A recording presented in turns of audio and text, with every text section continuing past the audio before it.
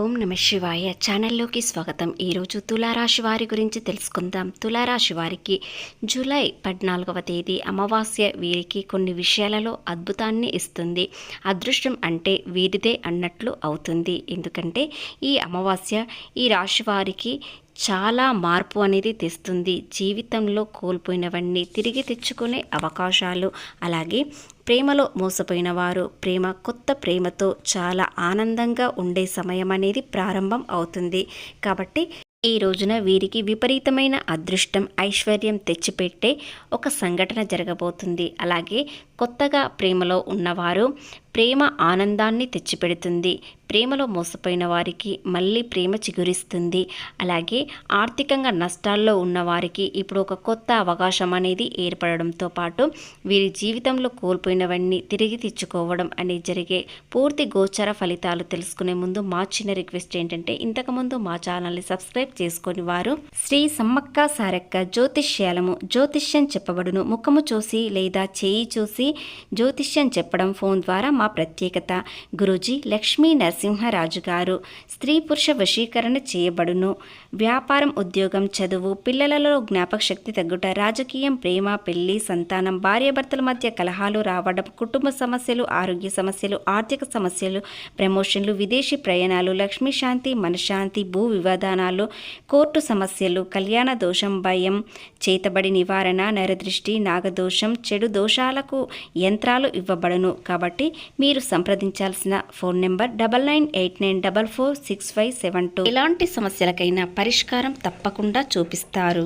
కొత్తగా చూసేవారైతే సబ్స్క్రైబ్ చేసుకోండి. అలాగే గంట సింబల్ క్లిక్ చేయండి, లైక్ చేయండి, జై శ్రీరామ్ అని కామెంట్ చేయండి. చిత్తా నక్షత్రంలోని 3-4 పాదములు, స్వాతి నక్షత్రంలోని 1-2-3-4 పాదములు, విశాఖ నక్షత్రంలోని 1-2-3 పాదములలో జన్మించిన వ్యక్తులని తులారాశిగా పరిగణించబడతారు. ఈ రాశి అధిపతి వచ్చేసి శుక్రుడు. అలాగే అన్నింటా మీదే పైచేయి అయ్యే అవకాశాలు ఏర్పడుతున్నాయి. తలపెట్టిన కార్యక్రమాలు కార్యం విజయవంతంగా పూర్తి అవుతాయి. అలాగే స్నేహబంధాలు బలపడతాయి. స్నేహం కోసం ఈ రాశివారు ఏదైనా చేస్తారు. అలాగే వీరికి మంచి స్నేహం అనేది మరింత ఎక్కువగా పెరుగుతుంది. వారి వల్ల వీరి జీవితంలో కొన్ని మార్పులు అనేవి చోటు చేసుకుంటారు. ఆదాయం సంతృప్తికరంగా ఉంటుంది. ఇతరుల కోసం విపరీతంగా వ్యయం చేస్తారు. కాబట్టి కొన్ని విషయాలలో జాగ్రత్త. అలాగే బుధవారం నాడు అందరితోనూ మితంగా సంభాషణ చేస్తారు. మీ వ్యాఖ్యలను కొందరు తప్పుపడతారు. అలాగే పెద్దల చొరవతో ఒక సమస్య అనేది సర్దుమరుగు అవుతుంది. పనులు చురుకుగా సాగుతాయి. దంపతుల మధ్య అవగాహన నెలకొంటుంది. అలాగే వివాహ ప్రయత్నాలు తీవ్రంగా సాగిస్తారు. మీరు ఎంతకాలంగానో ఎదురు చూస్తున్న కోరిక అనేది ఇప్పుడు తీరబోతుంది. ఆరోగ్యం నిలకడగా ఉంటుంది. వృత్తి వ్యాపారాలు పురోగతి సాగుతుంది. అలాగే ఉద్యోగస్తులకు పదవీ యోగం, పురస్కారాలు అందుతాయి. ఉపాధ్యాయులకు స్థానచలనం, వేడుకలు, వినోదాల్లో దూకుడు తగదు. కన్సల్టెన్సీలు, మధ్యవర్తులను విశ్వసించవద్దు. ఫోన్ సందేశాల పట్ల అప్రమత్తంగా ఉండాలి. చిన్న విషయాన్ని పెద్దగా చేసుకోవద్దు. ఆహ్వానం అనేది ఇతరుల ద్వారా మీకు అందుతుంది. ఆహ్వానంకి మీరు వెళ్ళినట్లయితే మీకు మంచి పేరు, హోదా కూడా రావచ్చు. ఒక సమాచారం ఉపశమనం కలిగిస్తుంది.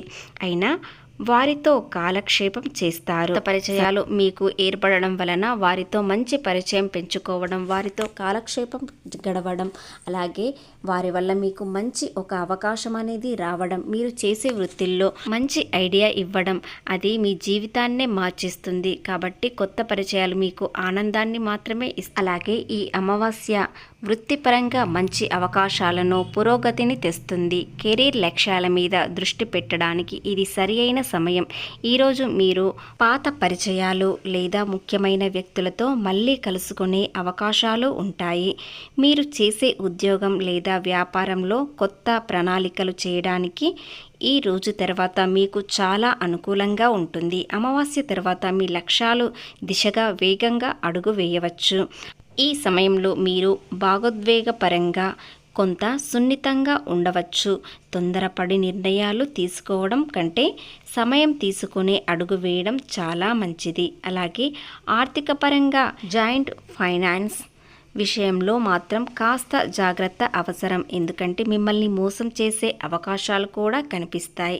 అలాగే తులారాశి వారికి ఈ అమావాస్య చాలా అనుకూలంగా ఉంటుంది. కానీ కొంతమంది వ్యక్తులకి ఏది చేసినా కలిసి రావడం లేదు, అన్నీ నష్టాలే, ప్రేమలో విఫలం, ఆర్థికంగా నష్టాలు అని అనుకునే వారికి ఈ రోజున ఈ చిన్న పరిహారం చేయడం వలన మీ జీవితంలో కొంత మార్పు అనేది ఏర్పడుతుంది. ఆ పరిహారం ఏమిటంటే అమావాస్య రోజున బియ్యం, పాలు, పంచదార, తెల్లని వస్త్రాలు లేదా సుగంధ ద్రవ్యాలు దానం చేయడం తులారాశి వారికి ఎంతో మంచిది. లేదా వాటితో శివునికి అభిషేకం చేయడం వల్ల కూడా వీరికి మరింత మంచి జరగవచ్చు. తెల్లటి జిల్లేడు పువ్వులు దేవునికి సమర్పించండి.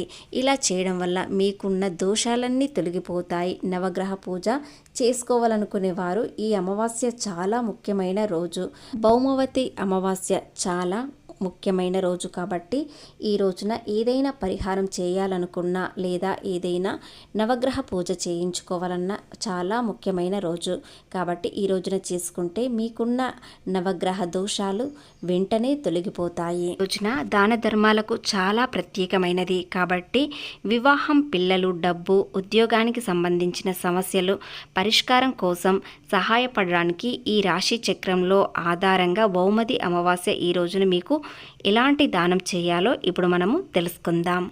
అమావాస్య రోజున తులారాశి వారు పండ్లు, స్వీట్లు, బియ్యం, పాలు మరియు తెల్లని వస్త్రాలు దానం చేయడం చాలా మంచిది. దీనివల్ల పూర్వీకుల ఆత్మలకు శాంతి కలుగుతుంది, లక్ష్మీ కటాక్షం, మనశ్శాంతి లభిస్తుంది. తులారాశి వారికి శుక్రుడు అధిపతి కాబట్టి అమావాస్య రోజున ఇలాంటి దాన ధర్మాలు చేయడం వలన మరింత మంచి జరుగుతుంది. తెల్లని వస్త్రాలు దానం చేయండి లేదా తెల్లని వస్తువులు దానం చేయండి. నిరుపేదలకు కొత్త బట్టలు మరియు మీకు నచ్చిన పళ్ళు దానం చేయడం మరింత మంచిది.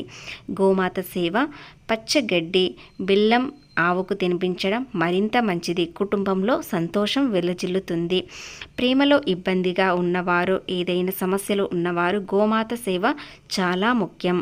అలాగే పిల్లలకి పిండితో చేసిన ముద్దలు వేయండి. దాని వలన మీకు చాలా ఆశీర్వాదం అనేది దొరుకుతుంది.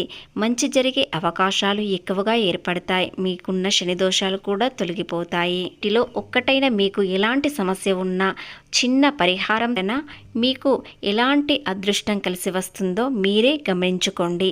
మీ ఈ పరిహారం వలన మీరు జీవితంలో కోల్పోయినవన్నీ తెచ్చుకునే అవకాశాలు ఉన్నాయి. కొత్త పరిచయాలు ఆనందాన్ని ఇస్తుంది. స్నేహం మరింత ఎక్కువగా అవుతుంది.